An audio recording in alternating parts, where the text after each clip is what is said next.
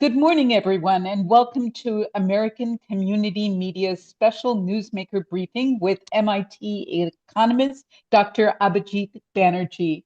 We present this briefing in collaboration with the South Asian Literary Association and the San Francisco Arts Forum. In 2019, Dr. Banerjee, alongside his wife Esther Duflo and colleague Michael Kremer, won the Nobel Prize in Economic Sciences for creating a framework to effectively measure the impacts of global aid initiatives. Their work has impacted millions of low-income people around the world and transformed development economics. Today, Dr. Banerjee will discuss the critical need to restructure the global aid infrastructure.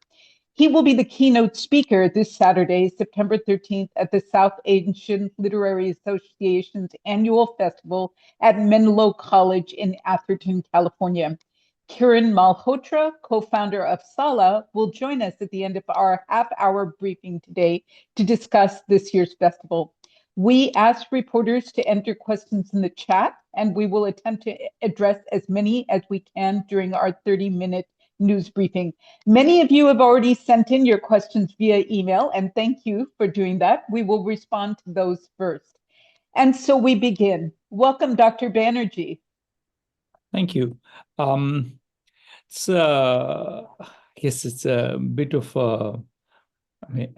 it's an understatement to say that this is a rather critical moment for the world. Over the last 7 months, 8 months, we have seen a total kind of repositioning, let's say, of the US contributions to the world aid envelope, and also perhaps equally consequentially, the US insisting that a bunch of the Western countries that have been important partners for the US in giving aid also re-up their defense budgets, which has meant that countries like the UK and France are also cutting back on their aid. So there's a knock-on effect, as well as the original, the Mr. Musk's wood chipper effect on USAID. Now, just to lay out what I think is at stake here. So I think the last 20 years, let's say the 20 years leading up to 2019, leaving out the pandemic and its impact, though I don't actually think there wasn't as large as some people have feared, were actually excellent years for the poorest people in the world. Extreme poverty went down very substantially, and not just in countries like India and China, everywhere. Maternal mortality went down very substantially. Infant mortality halved. School participation of both boys and girls went up, but in particular, girls went up to the point where in many countries, girls are now ahead of boys in terms of school participation. All of this happened in those 20 years. Those were great years. The first thing and most important thing to say, because it's easy to say, well, why does it? None of this matters because nothing great was happening in any case. The world was going very much in a positive direction. The world that I mostly am interested in was going, many other things in the world were not going in the right direction, but these extreme pockets of extreme poverty were going in the right direction. So I think that's worth saying, because it's sort of the background for anything else that should be said on this. Given that, what are we risking to lose? Well, I think there are some relatively small number of small, very poor countries where the aid is a very substantial part of the government budget. In these countries, there will be clear and very quite immediate cutbacks, and they already started in terms of their ability to carry out their kind of social investments. There's no mystery there, and it will be, there's no way to avoided other than by replacing the money. Then there are there are two other things that are less clear, but also I think very important that are happening. One is that there is a set of countries, Syria, South Sudan, Somalia, DRC, several others, where there is an ongoing humanitarian crisis, either driven by civil war or by drought or a combination of the two. And as a result, there are lots of young children who are really at the margins of starvation. And the US has so far not entirely canceled its food aid. So one thing that has been kept, so some of that is still going on, but a lot of that has been canceled. Moreover, the fact that the other aid has been canceled means that the NGOs, the local NGOs that survived partly by using that aid in different forms are now shutting down. So the infrastructure for delivery is also shutting down. So that's a major disaster, because that's where I think we will see actual lives being lost even in the short run. The other complementary thing is PEPFAR and Gavi, and in both of those, the U.S. funding was very important, and that becomes another huge issue. So AIDS deaths and deaths from not being vaccinated are going to also be another issue we'll have to confront. The last... Dr. Banerjee, I'm sorry to interrupt. Could you just briefly explain PEPFAR and Gavi for our reporters?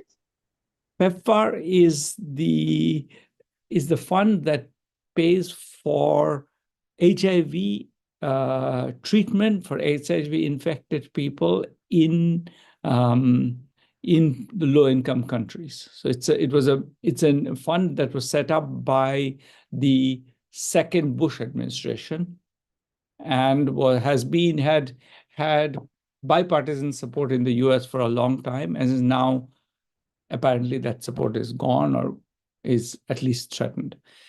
And Gavi is the global fund for funding vaccination all over the world. And there, the current administration doesn't even believe in vaccination for its own people. So we're not very optimistic. Then the other thing that's not emphasized, because again, it's easy to, I think there's a kind of a, USAID is kind of something that people often say, well, they're very inefficient. Were they doing anything useful? I can tell you parts of it that I know well. One is something called DIV, which is a Development Innovation Ventures, which is a piece that funds innovation on development issues. So both in the private sector, but also in the government, and they put them through the kind of the multi-layer testing that our work does, for example, but goes from stage 1 to stage 2 to stage 3, so that it's actually ready for use in a policy setting, and that has been shut down. The USAID research department has also been shut down, and that was also a fine research department.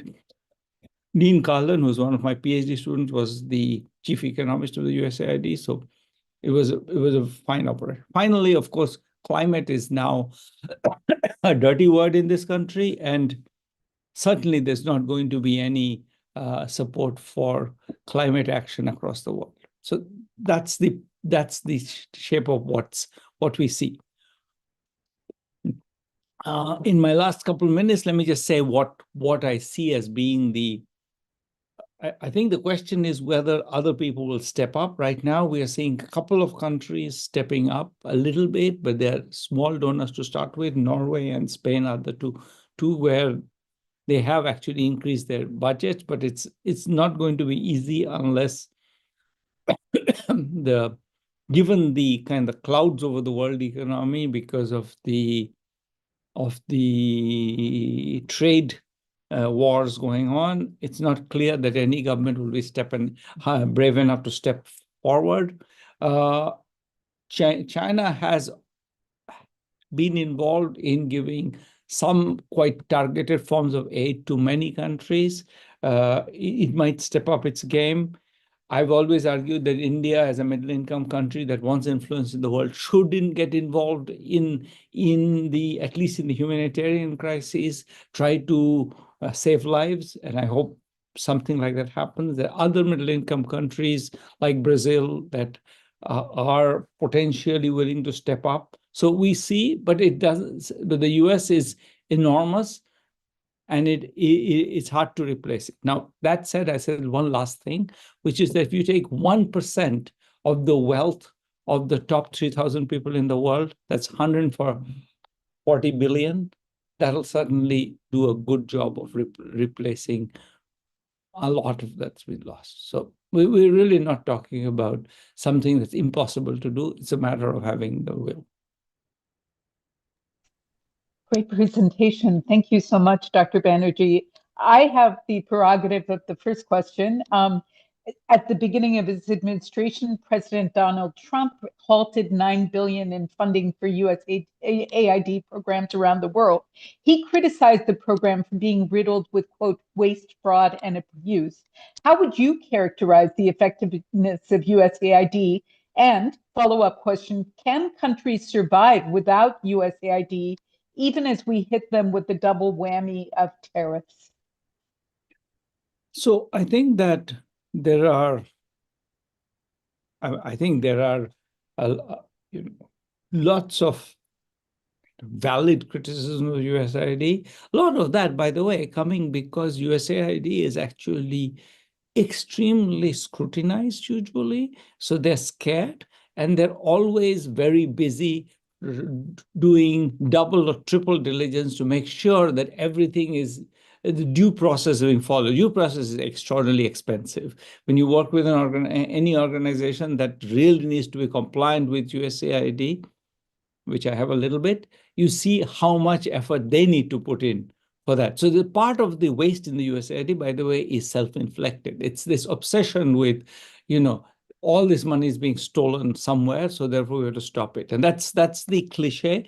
I've seen no evidence of it. I've seen lots of evidence of, excessive due process maybe sometimes, but not necessarily of corruption. Then as a result, I think there is, a sense that the Beltway bandits, so-called, the Washington consulting firms, which are very good at dealing with the compliance requirements, get too much of that money, and so on. But I've always thought that was a bit of a self-inflicted problem. So I don't believe what President Trump said. I have seen no evidence of it. And I think Mr. Musk tried very hard to find evidence for it in the few weeks when he had full, and I didn't come up with any smoking gun. So I'm inclined to say that it's a made up story that unfortunately the media has always colluded with, or a large part of the media has always colluded with. So I do blame the media for it. On the question of the countries, as I said right at the beginning, for many countries, aid is just a very small part of their budget. For India or Kenya or Nigeria, it's not going to be a big deal. Where will it be a big deal? It's going to be a big deal for countries like Lesotho, which also got a 39% tariff for reasons that I don't understand. But that's small, ultra-poor countries is where it's going to hurt. And that I think is worth keeping in mind, because if one has to target aid, I think there is something to be said for using that as a targeting rule. The next question comes from Lilia Galindo from the radio program Café con Leche. Lilia, please ask your question. Good morning.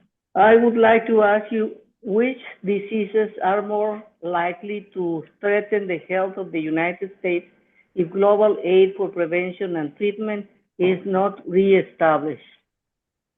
I think the vaccines are the critical one for the United States. I think there's many diseases travel, and in particular, we were in a place where increasingly there was options on I think the malaria vaccine and the tuberculosis vaccine were both close enough to be usable, and those diseases would have become less prevalent, and that would have been good news for the US as well, because everything travels.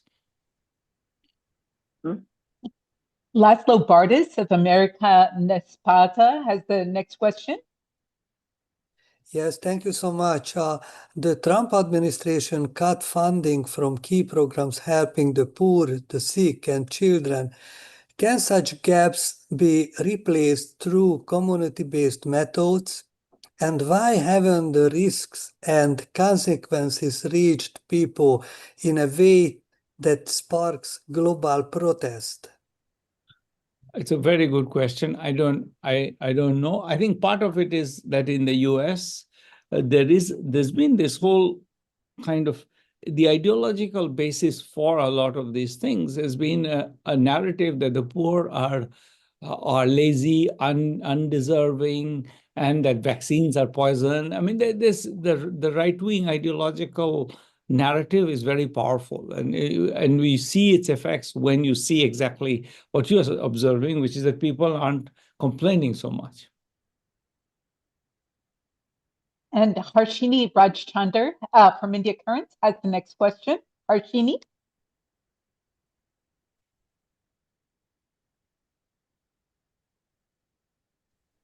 Hi. You can hear me, right? Sorry.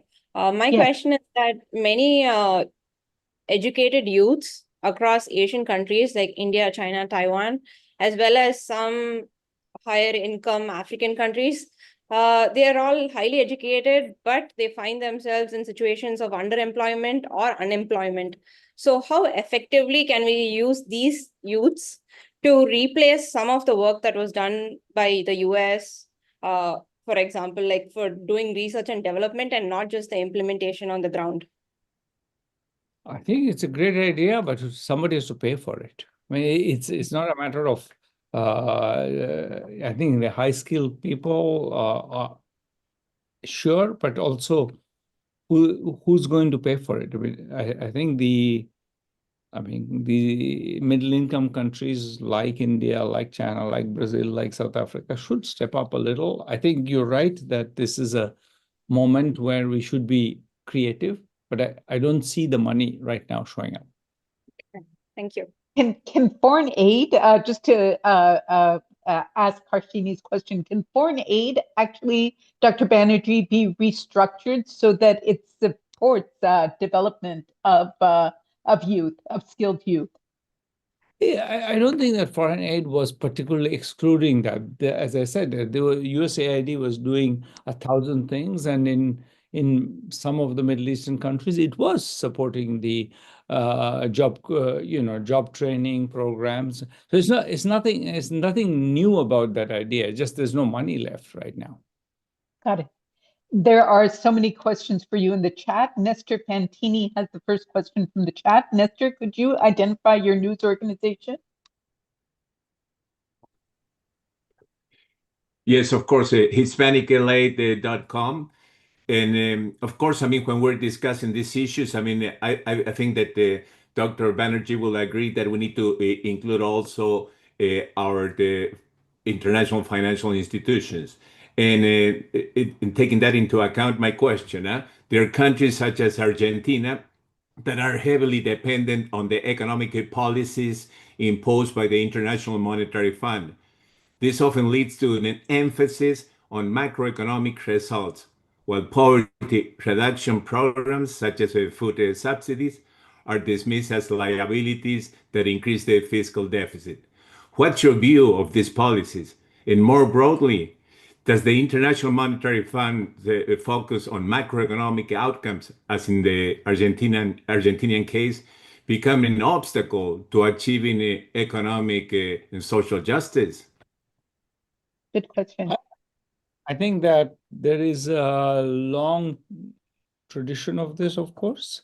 And I think, if anything, to be fair, the IMF is much less insistent on a one-dimensional macro stability than it was when I was a student. It was in the 1980s, you might remember, there was a debt crisis and the IMF was extremely harsh. And it has moved, I would say, a substantial distance in my view, the right direction, which is that it has become less extremist on that position. Now, is it too extremist? And that depends a bit on the question of whether or not you think that these are very short-term actions which have, I think the IMF's view, which is that these are very short-term actions which stabilize the economy and then we can let go. The problem is that they are not very short term. There are always a set of fights, and therefore they take longer and they do long term damage. And I think, what is, to be fair, I think the IMF is much more open to that criticism today than it was 40 years ago. Thank you. Pamela Anchung from Immigrant Magazine has the next question. Pamela. Yeah, sorry, I had to unmute myself. So, Dr. Banerjee, first of all, thank you so much for this presentation. I don't even know where to begin my question, but first, when I hear a lot of what people say on the ground, as far as aid to Africa is concerned, most people think that it has been used as a smokescreen for other activities from the West. But my question, though, is that oftentimes displaced people, refugees, and immigrants sometimes don't fit neatly into some of these national aid systems. How would you reimagine a program that would take into consideration these kinds of communities that often get left behind and in poverty? You know, I should say that again, without entirely, knowing the landscape, I think the USAID, it was a very big player in these populations that are cross-border between, Uganda and the Eastern DRC, between Rwanda and Eastern DRC. In these areas, the USAID was actually a big player. So it is not, with lots of displaced populations, think about all what's happening in many parts of the Sahara. The USAID was an important player in this. So it's not that this issue is new. It is something that I would say, I'm not sure how well or how thoroughly this was being dealt with, but it is an issue that was very much being tackled with US AID money to some extent. Thank you. Araceli Martinez from La Opinion has the next question. Hello, thank you, Sunita. And thank you for the opportunity. I would like to ask a question that maybe is in the minds of many. Is about, as you know, Doctor, we have a humanitarian crisis in Gaza. There is starvation and hunger. What can it be done, and what are your thoughts about it?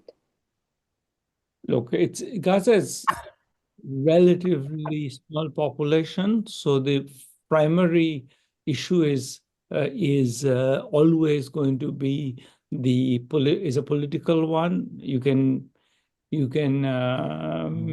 kind of there are a range of as you know, positions on that, but it's not primarily it is a political problem. It's not a big population. It's not the size of Sudan or DRC. So we're not talking about a huge amount of money. We're talking about a huge amount of political will.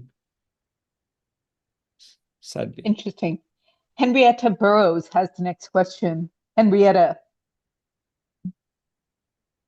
Thanks, Sunita. Dr. Banerjee, the poverty rate in the U.S. is increasing and the economies in other Western countries are being challenged. And there are growing conservative movements in these countries. So how do you convince these countries that it's in their interest to commit billions from their own economies to help poorer countries? I think that the American view, which I think is partly, as you say, being challenged by the conservative movement, was not a view from today, is that human being is a human being. And I don't think that, I still think many people believe that. I don't think, and many conservative Christians believe that. I don't think it is something that's so radical view. I think it has been, I think it's the more dangerous rhetoric has been that, well, it's hopeless because you can't really do anything about these people because of there's so much corruption. But in fact, that's why I started by saying the world has, even in these very poor countries, things have become much better for the poor. So I really think we need to keep telling that story, to say that there is much to be done, much can be done, much that has been done. I would not be, I mean, I feel like it's even, I'm known enough very conservative people who were nevertheless very committed to the fact that human lives are worth, a human life is worth a human life. I mean, I don't think that that's not an unknown view. I think therefore we need to keep saying that a lot has been done, a lot can be done. Thank you. We'll end with a question from Aitana Vargas, which seems like a shout out to media. She asked, Dr. Banerjee, what is the most pressing issue you believe U.S. media should currently prioritize when it comes to covering poverty?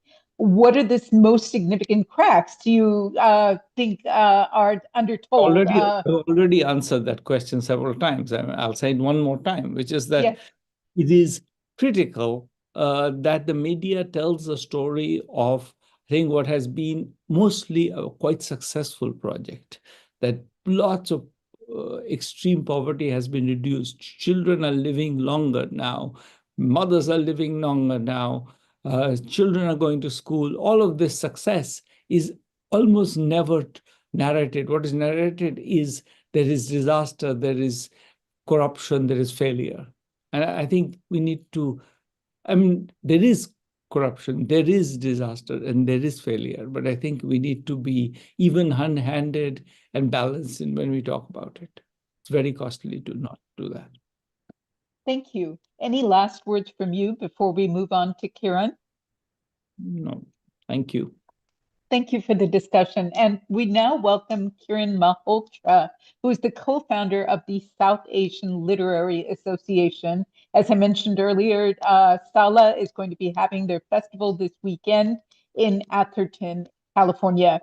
Kiran, welcome. And could you please talk a little bit about this year's SALA and why you hope people beyond the South Asian American community will attend the festival?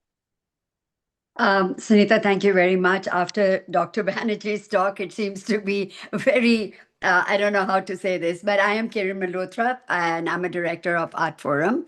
And Art Forum really is, it promotes the voices of South Asian diaspora and whatever emerges from South Asia. And under its aegis, we do a festival every year. We are in our 6th year of celebrating that, but the SALA Festival is a vibrant celebration and a dialogue with the South Asian voices and across the board: literature, art, film, poetry, and Epicurean discussions. Well, rooted in the richness of our heritage, South Asian heritage, and extremely contemporary experiences, our festival brings creators, thinkers, and audiences. Together, they venture into Thoughts Without Borders, which is our this year's theme. Well, and the festival fosters a sense of belonging through extremely powerful narratives. And I said earlier, the SALA Festival is in its 6th edition. And this offers unparalleled access to trailblazing voices, actually masterclasses, if I may say so, with people who shape the world with their creativity and their thinking. Well, you've just heard one of our leading speakers, keynote speakers. We are so happy and proud to have Dr. Abhijit Banerjee agree to come to the Salar Festival.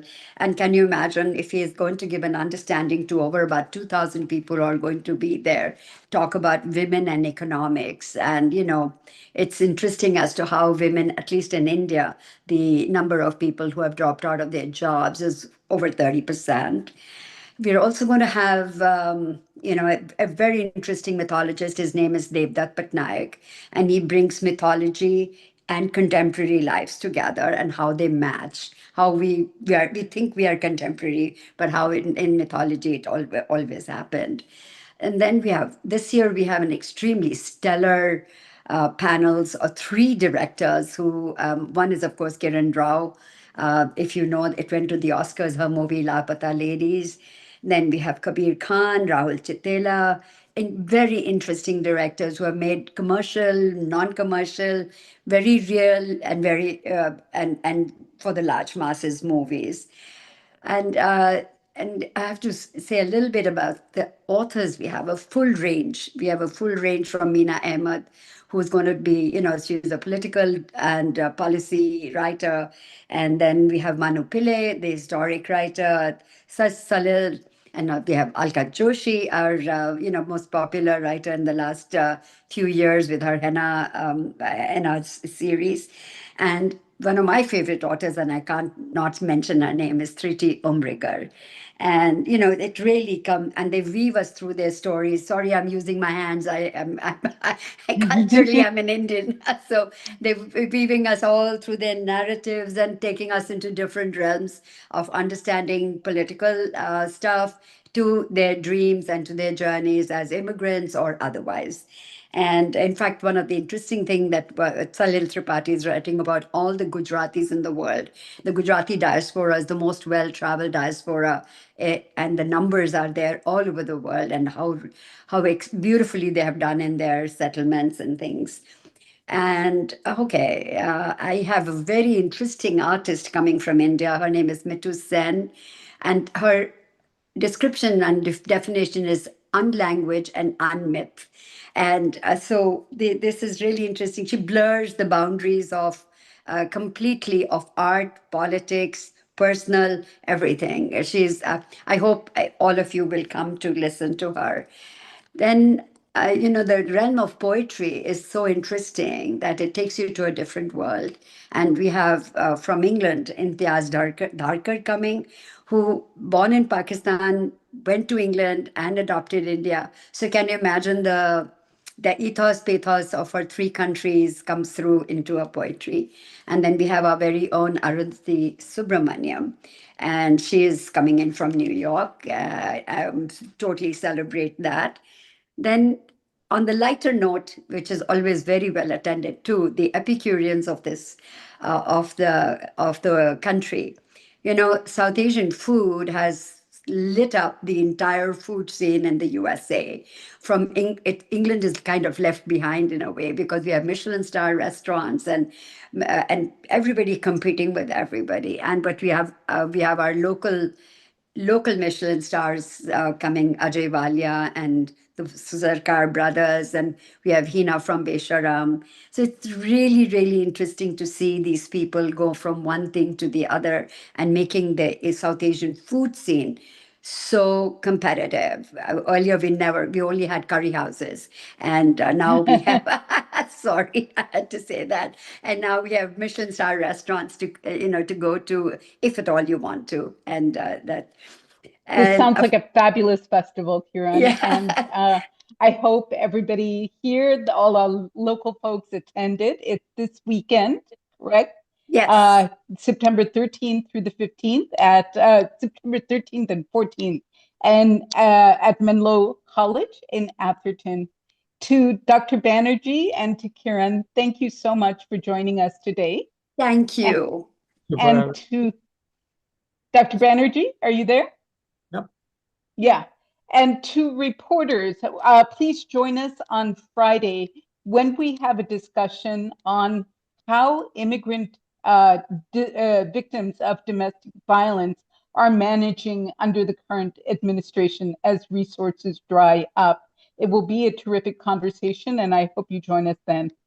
Thank you to all of you. Have a great week. Thank you for the opportunity, Sunita.